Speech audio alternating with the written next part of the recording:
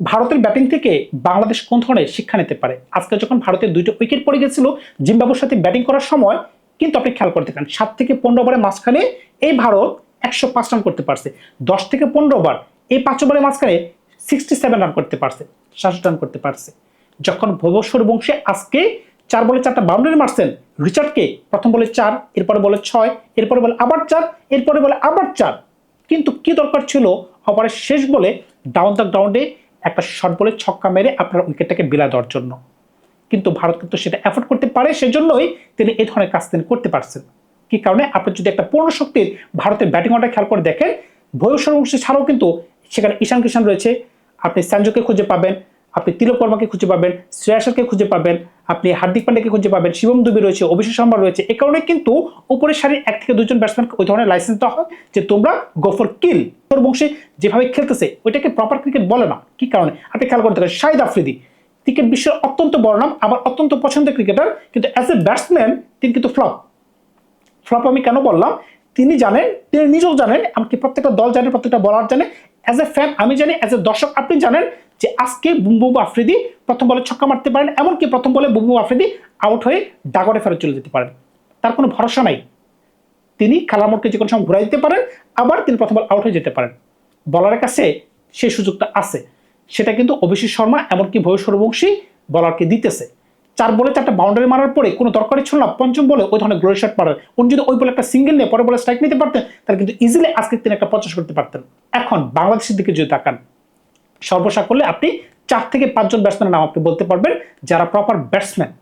আপনি খেয়াল করতে থাকেন, তানজিদ, সাইফ, ইমন, তারপরে আমাদের ক্যাপ্টেন লিটন কুমার দাস, এমনকি তহিদ হৃদয়।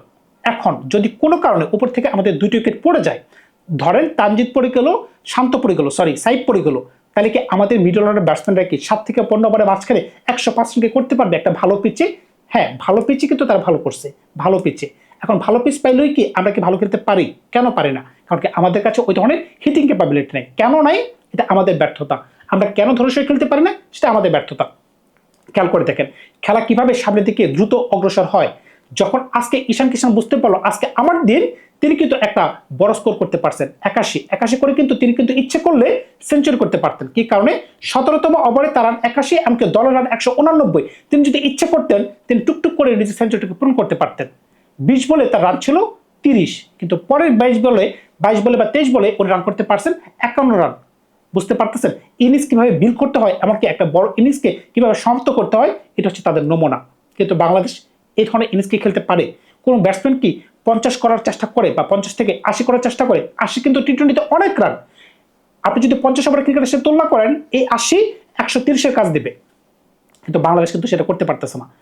যখন তানজিদের ব্যাটে বল লাগে, সে কিন্তু চোখ বন্ধ করে অভিষেক শর্মা কিংবা ভুবন সূর্যবংশীর মতো 4 ছক্কা মারতে যে আউট হয়ে যায়। কিন্তু তারা বুঝে না যে অভিষেক শর্মা আউট হয়ে গেলে কিংবা ভুবন সূর্যবংশী আউট হয়ে গেলে তাদের দলে আরো 4 থেকে 5 জন প্রপার ব্যাটসম্যান আছে যারা কিনা খেলাকে ধরতে পারবে, এমনকি শেষের দিকে 4 ছক্কা বন্যা বসায় দিতে পারবে। খেয়াল করতে গেলে তিলক বর্মা, যাকে নিয়ে অনেক ধরনের গুঞ্জন শোনা যাচ্ছিল যে তাকে কবে বের করে দেওয়া হবে, তাকে কেন ভাইস ক্যাপ্টেন করা হয়েছে, তিনি যখন আজকে সুযোগ পাইলেন 20 বলে 50 করে দিয়েছেন। কোন ধরনের শট তিনি খেলছেন? সামনে কোনো শটই খেলেন নাই। ডাউন দ্য গ্রাউন্ড তিনি লাস্টের দিকে 1-2টা ছক্কা মারছেন, কিন্তু শুরুর দিকে প্রত্যেকটা শট যেন ব্যাকফুটে ক্রিজ থেকে তিনি বাইরে হন নাই। কি কারণে? তিনি জানেন তাকে শর্ট বল দেওয়া হবে, কারণ কি এই পিচে যখন শর্ট বল দেওয়া হবে, আপনি যখন অফ ফর্মে আছেন, আপনি সেটা খেলতে পারবেন না। তখন কিন্তু আপনার শক্তি সম্পর্কে আপনাকে চিন্তা চেতনা রেখে ব্যাটিং করতে হবে। বাংলাদেশ কি করতে পারে? এই কারণে কিন্তু আমরা পারি নাই। আমরা কিন্তু জিম্বাবুয়ের সাথেই খেলে আসছি। আমরা কেন জিম্বাবুয়ের সাথে নাকচুমারি খাইলাম? কিন্তু কেন ভারত পারতেছে? ভারতও কিন্তু 2টা সিরিজ হাইরে আসছে, তারাও কিন্তু ব্যাকফুটে ছিল। কিন্তু এখনকার খেলা থেকে মনে হচ্ছে এই যে তারা ফ্রন্ট ফুটে আসা শুরু করলো, তারা শুধুমাত্র এখন ফ্রন্ট ফুটে চলে যাবে। এখন খেয়াল করতে থাকেন ঈশান কিষান, এই ব্যাটসম্যানটাকে কি বলবেন? 2026 সালে টি-20তে সর্বোচ্চ রান সম্ভবত 800-র কাছাকাছি রান করতে পারছেন এই বছর। কিন্তু 2টা বছর আগেও কিন্তু তিনি ভারতের জাতীয় দলে যে খেলবেন সেটা কেউ জানতো না। কারণটা কি? আপনি খেয়াল করে থাকেন 2024 সালে ব্যাকআপ ওপেনার ছিল জয়সওয়াল, যখন রোহিত শর্মা বিরাট কোহলি ওপেনিং করতে পেরেছিল 2024 বিশ্বকাপে। কিন্তু জয়সওয়াল কোথায় হারাই গেছে? সুযোগ কিভাবে কাজে লাগাইতে হয়। ব্যাকআপ কিপার কে ছিল? ঋষভ পান্ত। কিন্তু বর্তমানে ঈশান কিষানকে ছাড়া কোনো কথাই নেই। টি-20 র্যাঙ্কিং এর যদি আপনি হিসাব করেন, বর্তমানে নাম্বার 1 র্যাঙ্কিং ব্যাটসম্যান কিন্তু ঈশান কিষান। একটা সময় অভিষেক শর্মা ছিল, কিন্তু এখন বর্তমানে ঈশান কিষান। ধারাবাহিক পারফরমেন্স। তিনি যখনই ঝাড়খণ্ডকে একটা ট্রফি এনে দিচ্ছেন, এরপরে কিন্তু তিনি যে জাতীয় দলে ঢুকছেন, এরপরে কিন্তু বের হওয়ার নাম নিতেছে না। প্রত্যেক দিন তিনি ভালো খেলতে পারতেছেন। হ্যাঁ, খারাপ সময় তার একটা গেছে, ইংল্যান্ডও তার খারাপ গেছে, কিন্তু এখন যেভাবে আজকে তিনি ব্যাটিং করতে পারছেন, প্রপার ব্যাটিং। এখন বাংলাদেশ কি করতে পারে? বাংলাদেশ কি করতে পারে ভাই? এখন বাংলাদেশে করা উচিত কি? একটাই, আমাদের পার্টনারশিপ করতে হবে। পার্টনারশিপ ছাড়া আপনি খেলাকে বড় করতে পারবেন না। আমরা যদি মনে করছেন না প্রত্যেক বলে অভিষেকের মতো কিংবা ভৈভবের মতো 4 ছক্কা মারার চেষ্টা করি, আপনি মারতে পারবেন যদি আমাদের 8 নম্বর পর্যন্ত আজকে খেলা করতে গেলে শিবম দুবে 8 নম্বরে নামবে বা 7 নম্বরে নামবে। ওই ধরনের ব্যাটিং অর্ডার যদি থাকে, পাওয়ারফুল ব্যাটিং লাইন আপ, তখনই কেবলমাত্র আমরা চোখ বন্ধ করে 4 ছক্কা মারতে পারবো। তারা যদি একটু ধরে সয়ে খেলতে পারে, এমনকি খেলার মানটাকে একটু বাড়াইতে পারে, আর যারা সুযোগ পায় ঈশান কিষানের মতো যদি কাজে লাগাইতে পারে, আপনি খেয়াল করে দেখেন রায়ান পারাগ কোথায় হারাই গেছে। রায়ান পারাগ কিন্তু 6 মাস 1 বছর আগে এই দলের পার্মানেন্ট মেম্বার ছিল। রায়ান পারাগ হারাই গেছে, ধ্রুব জুরেল হারাই গেছে। তারা হারাই গেছে কারণটা কি? নতুন মুখ তিলক বর্মা, তারপরে ঈশান কিষান, বংশী, তাদের কারণে কিন্তু ভারতীয় দল অনেক প্রেশার হচ্ছে। আমরা যে নাইমকে সুযোগ দিয়েছিলাম, শেখ নাইম, তিনি কোথায় হারাই গেলেন? তিনি কোথায় হারাই গেলেন? বিপিএল এ এবছরও সর্বোচ্চ দামে তাকে বিক্রি করা হয়েছে, সর্বোচ্চ দামে 1 কোটি বাংলা টাকায় তাকে কেনা হয়েছিল। মনে পড়ে কি আপনাদের? তাকে যে আমরা সুযোগ দিয়েছিলাম, একটা সিরিজে তিনি ব্যর্থ হয়েছেন, এরপরে আমরা তাকে সুযোগ দিলাম না। এটা কি আমাদের ব্যর্থতা না? আমাদের কি ব্যর্থতা নাকি? আপনি খেয়াল করে দেখেন, বাংলাদেশে কি উপরে সমস্যা নাই? উপরে সাইড ভালো ব্যাটিং করতে পারতেছে না। আমরা সৌম্য সরকারের সুযোগ দিয়েছি, সৌম্য সরকারও ভালো খেলতে পারতেছে না। তাহলে কি কারণে আমরা তাকে আবার সুযোগ দিচ্ছি না? একবার যাকে সুযোগ দেওয়া হচ্ছে তাকে একবারে বের করে দেওয়া হচ্ছে। আপনি যদি খেয়াল করে দেখেন, যদি কোনো কারণে সাইড দল থেকে বাদ পড়ে, তাহলে আমরা আর 2-4-5 বছর সাইডকে দেখতে পারবো না। সাব্বির রহমান কেন তাকে সুযোগ দেওয়া হচ্ছে না? এই ধরনের ব্যাটসম্যানকে আমাদের সুযোগ দেওয়া উচিত। ব্যাটিং করার জন্য আপনাকে পার্টনারশিপ করতে হবে। যদি পার্টনারশিপ না করেন, তাহলে আপনার বড় কিছু করতে পারবেন না। ভারত কি শুধু ভালো পিচে ভালো খেলতে পারে, নাকি সবখানে ভালো খেলতে পারে? আজকে যে ভারতের ব্যাটিং দেখছেন, আমার তো মনে হচ্ছে ভারত ভালো পিচ পাইলে একটু বেশি ভালো খেলতে পারে। তবে ভালো পিচে কিন্তু বাংলাদেশও ভালো খেলতে পারে না। বাংলাদেশ কিন্তু কোনো সময় যে কোনো পিচের কথাই বলেন না কেন, আমরা যে একটা শেখ পজিশনে থাকি, ওই পজিশন থেকে আমরা কবে বেরোতে পারবো, এই যে একটা চিন্তা, ওই চিন্তা কিন্তু আমাদেরকে করে করে খাচ্ছে। আমরা কেন ভালো কোনো জিনিস থেকে শিখি না?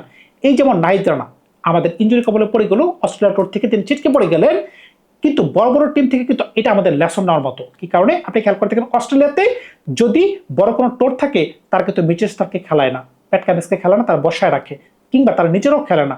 আপনি খেয়াল করে দেখেন, জাসপ্রীত বুমরা উনি নিজে খেলেন না, কারণ কি? বড় সিরিজ তিনি খেলবেন, বিশ্বকাপ খেলবেন, কিন্তু বাংলাদেশের ওই ধরনের কোনো গোল নাই। আমরা গণহারে সকল কিছু খেলতে চাই। খেয়াল করে দেখেন, উনি সকল ম্যাচই খেলছেন। উনি জিম্বাবুর সাথে খেলছেন, উনি পাকিস্তানের সাথে খেলছেন, উনি ওয়েস্ট ইন্ডিজের সাথে খেলছেন, আয়ারল্যান্ডের সাথে খেলছেন, নিউজিল্যান্ডের সাথে খেলছেন। এখন আজকে আমাদের সবচেয়ে বড় কষ্ট কি? নাহিদ রানা আমাদের মাঝখানে নাই। কি কারণে নাই? উনি বাইচে আছেন, উনি বিয়ে শাদী করছেন, কিন্তু আমাদের জন্য সেটা সবচেয়ে বড় একটা টোর ছিল, ওইখানে তিনি অনুপস্থিত। এই কষ্ট আমরা কোথায় রাখবো? এইগুলো কিন্তু আমাদের শিখতে হবে। পার্শ্ববর্তী দেশ বলেন বা যারা ক্রিকেটে ভালো খেলতেছে, তাদের থেকে যদি এই ধরনের জিনিসগুলো আমরা শিখতে পারি, তাহলে কিন্তু আমরা সেটাকে কাজে লাগাইতে পারবো। শুধু ব্যাটিং বলেন, বোলিং বলেন, ফিল্ডিং বলেন, সবকিছুই বলেন, আমাদেরকে অ্যাডাপশন করতে হবে। আদারওয়াইজ কিন্তু আমরা ক্রিকেটের সামনে থেকে আগে যেতে পারবো না। ধন্যবাদ সবাইকে। ভালো থাকবেন। আপনার নতুন কোনো কল্পনা খুব শীঘ্রই জানাবো আপনাদের সাথে। ভালো থাকবেন।